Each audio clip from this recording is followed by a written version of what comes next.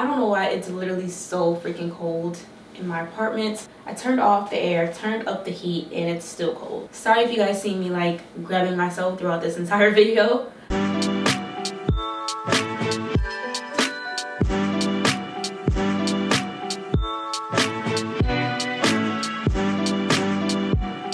Hey guys, what's up? What it do? Welcome back to my channel, or welcome if you're new. I'm Casey, and if you are new, I would love if you took one quick second, go down below, hit that subscribe button, and click that little bell button so you don't miss when I post a new video. So today we're going to do our 10-month natural hair growth update. If you're new to my channel, back in February of 2020, I completely shaved my hair off after coloring it at the end of 2019 and just completely damaging it. This was not my first big chop. I did my first big chop in February of 2013. Since then, I've done a bunch of things with my hair, a bunch of colors, a bunch of cuts. Anything you could think of, I've done it. But this go around, I decided I wanted to grow out my natural hair in its natural state, its natural color, minimal heat, and just in the best way possible. Over these past 7 years that I've been natural, I feel like I have learned my hair, I know what it needs to thrive. And so yeah, I just decided I'm gonna start growing it out the best way that I know how. I do have a Natural Hair Journey 2020 playlist on my channel if you want to see my entire journey from February up until now. I usually do updates about every 2 months or so. So I did hit 10 months on December 4th and we'll be at a year in February. So I'll probably do my next one then. But today I just wanted to update you guys on products, hair growth pills, hair growth oils, and all that stuff. Again, not much has changed, but I have a few little changes that I want to share. So let's get into it. So first things first, you guys know I always like to show you guys my wash day routine just so you can see how my hair has changed. You can see updated products, any updated techniques I might have, and also just so you can see how my hair has changed. I love watching wash day videos because you can really see the growth when the hair is wet. So yeah, let's go ahead and run up that wash day and then I'll come back to explain more things. Okay guys, so as usual, I am starting off on dirty hair,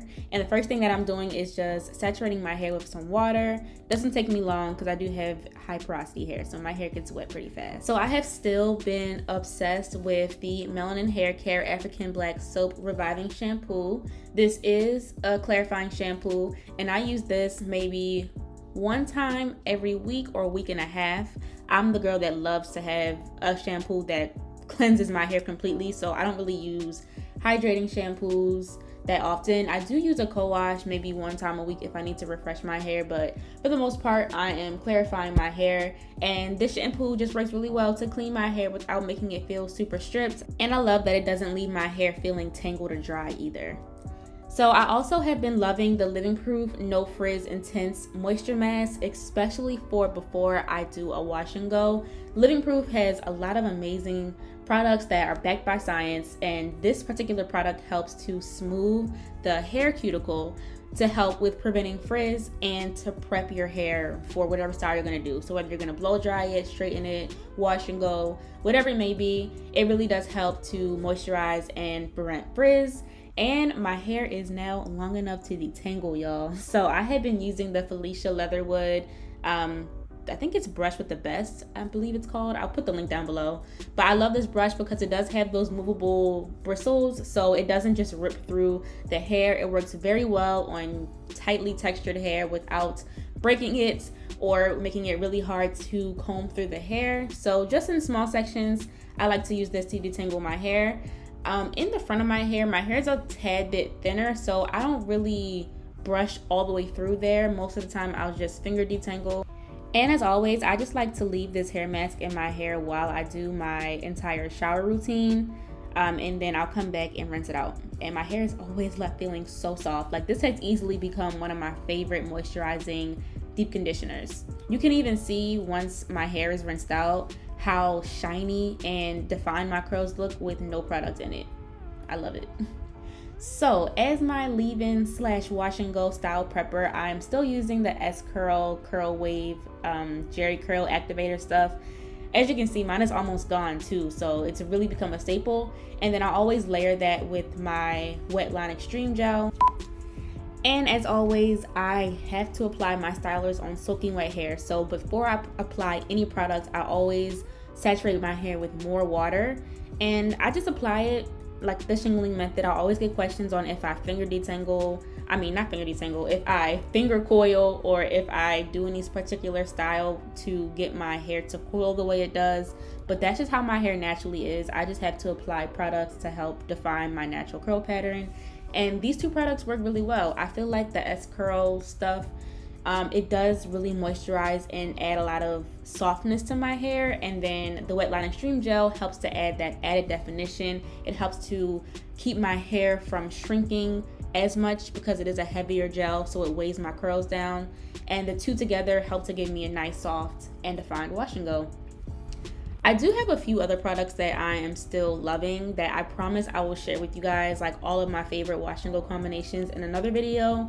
But for the most part, these are the two products that I reach for the most often when I need to get a good wash and go that I know I'm gonna get good results from. It's just so important for me to always apply my products on soaking wet hair. I cannot apply my products on my hair if it's even just a tad bit dry.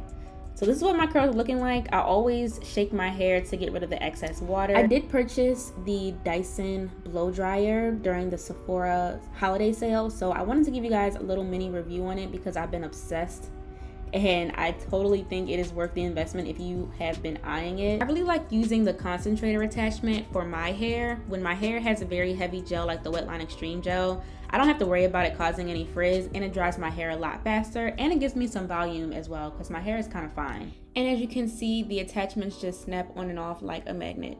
So you just slide it up to turn it on, and then you can adjust the intensity of the pressure on one side, and you can adjust the temperature or the amount of heat on the opposite side. And I actually blow dried mine on the highest setting because why not?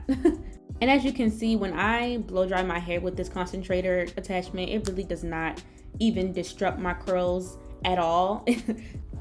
If you have looser curls or finer strands than me, then you might want to use the diffuser attachment because it will really help to prevent frizz. But this blow dryer is super lightweight. It's not very loud at all. It also dries my hair way faster than my normal blow dryer. And it's also really aesthetically pleasing. I bought the copper color, which is actually a limited edition color for the holidays. On my edges, I'm still using my Saweetie collab with Kiss, the Edge Fixer Glue Edge Control. It has literally become my favorite edge control. It has a bunch of different scents, but they're all the same. They just smell different. Today I'm using the pineapple one, and I just apply a little bit on my finger. I press it onto my edges, and then I'll use my little edge tool to kind of comb my edges into place. But that's the blow dryer. Unfortunately, this limited edition gift set that I have is sold out at Sephora, but it is still available at Best Buy and Bed Bath & Beyond.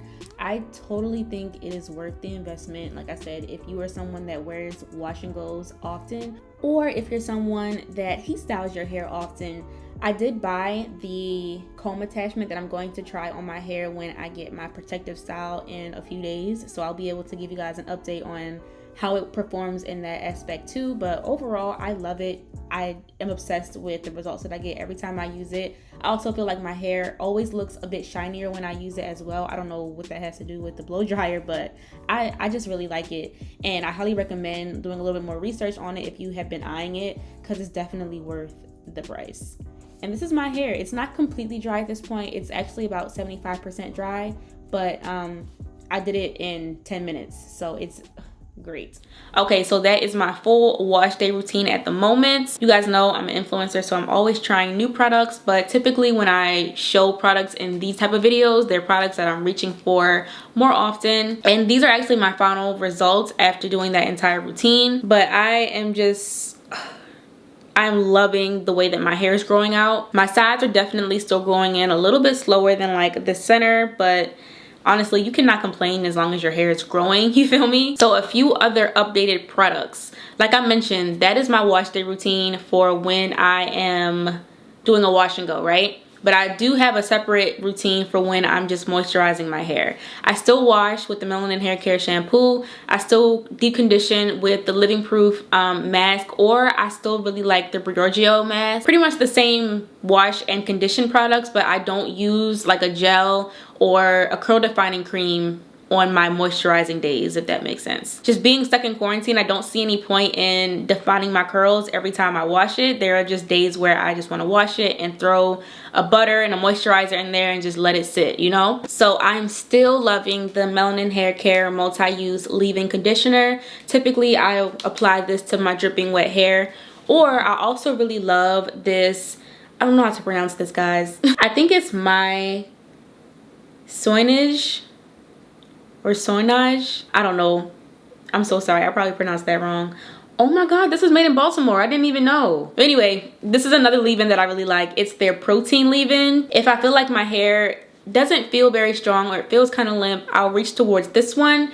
Even though it is a protein leave-in, it's still really moisturizing. So these are definitely my two current favorite leave-ins. I'll either use this one or I'll use this one depending on what my hair tells me it wants. I'm still using the Imania Beauty High Maintenance Elixir as my hair growth oil. So typically I'll apply this directly to my scalp after applying one of my two leave-ins. And sometimes I'll also take it down the ends of my hair a little bit. And then to seal everything in, I'll either use my Mane Choice, doesn't get much better than this butter, or I'll use my homemade, it's Kupuasu and mango herb infused butter, which it's really become bae. Like, I'm reaching more towards mine than I am the Mane Choice one. I was kind of nervous because this was my first time making something like this, but I do have a full video if you want to learn how to make it. Like I said, it's pretty much Kupuasu and mango butter, and then a bunch of oils and infused herbs to help with strengthening the hair, encouraging hair growth, etc, etc. It is not meant to be a moisturizer. It's more like a sealant because it's literally just butter and oil. So before you apply something like this, you have to put on a water-based leave-in first. So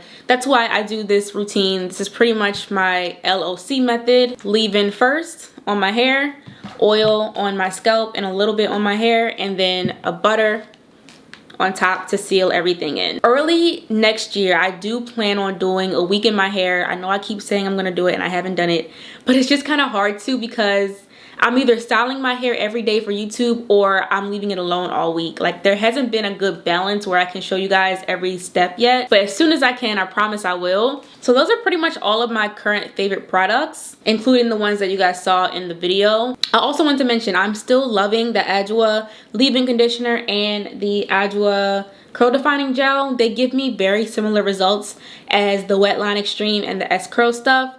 It's just that this is a lot more moisturizing and the hold isn't as strong, so it's not gonna last me as long. Typically, I will use the Wetline Extreme and the S-Curl gel when I know I need my hair to last me a few days, just because it has a stronger hold. But those are still two wash and go combinations that I love and I'll use whenever. And as you guys saw, I am absolutely loving my Dyson. I do not regret it at all. It's definitely not something that's needed. Don't feel like you have to go out and buy a really expensive blow dryer to get good results, because you don't. But when I say I got my hair to dry in 10 minutes with this, I did. So yeah, that's pretty much my update on products. Okay, so when it comes to the Mane Choice hair growth pills, every month I always come on here and I say, I'm gonna do it next month. I'm gonna do it next month. I'm gonna be consistent next month. Well, starting in October, I actually was consistent all the way through October and all the way through November. I did miss maybe 2 or 3 days in each month, but overall I was consistent. I took it every single day, and I can honestly say I feel like my hair is growing faster. Obviously, you can't really tell hair growth pill differences in like the first 2 months. You gotta keep going, but I have definitely noticed a difference between my hair growth now and the previous months where I wasn't taking consistently. So it's really important to be consistent when it comes to taking hair growth pills. And it's also important to drink a lot of water, because if you don't, you can have all these crazy side effects. These pimples that I have here are not from the hair growth pills, I promise. They are because of that time of the month and they just haven't gone away yet. I saw that a lot of people were saying that they get really bad headaches with those pills, but I saw a comment that said if you do experience that, it could be because the pills are high in MSM.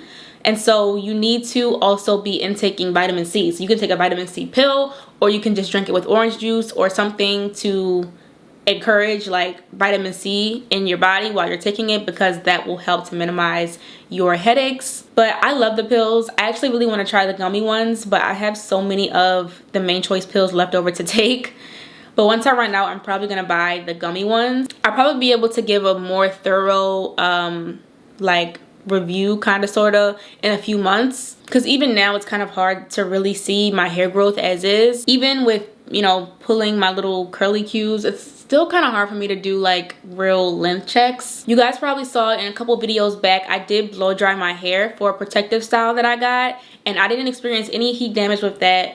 That was my first time blow drying my hair since I cut it, or since I shaved it in February. So I haven't been doing much to my hair, so it's pretty strong, I would say. The only problem with heat is if you do it consistently, if you do it too often, or if your hair is already damaged and you just continue to put heat on it. But blow drying your hair 1 or 2 times a year, or even 1 or 2 times a month, is really not bad as long as your hair can take it. I do plan on doing protective styles a lot more in 2021 now that I know that my hair is long enough to do so, because it's just easier to just get up and go. With short hair, not even short hair at this length, it can be really hard to keep up because it's not short to the point where I can just spray water on it and refresh it. Like, I actually need to go through and rake product through in order to refresh it at this point. Literally the only reason why I don't have a protective style in right now is because I have to do some hair content that's sponsored. But if I didn't, I promise you I would have in braids or something right now. I also plan to get my first trim in January of next year.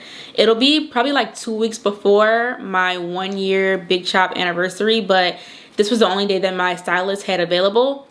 So I wanted to make sure that I hopped on it. So I'll definitely be taking you guys along with me when I get that trim done. I haven't trimmed my hair since I shaved it. I just don't feel like I need it. But after a year, I feel like it's time to, you know, just get a quick little snip up of my ends, even though they are extremely healthy. Just want to have a professional look at it and tell me, you know, what I could do to keep it healthy, etc., etc. Even though I know what I'm doing, it's always good to have a professional either reinforce what I know or give me some knowledge or things that I might not know. So that is going down in January. Other than that, I don't have any other real updates. Let me know what other questions you guys might have for me in the comments below. Give me a thumbs up if you enjoyed this video. Those really help me out. And hopefully I will see you guys all in my next video. Bye.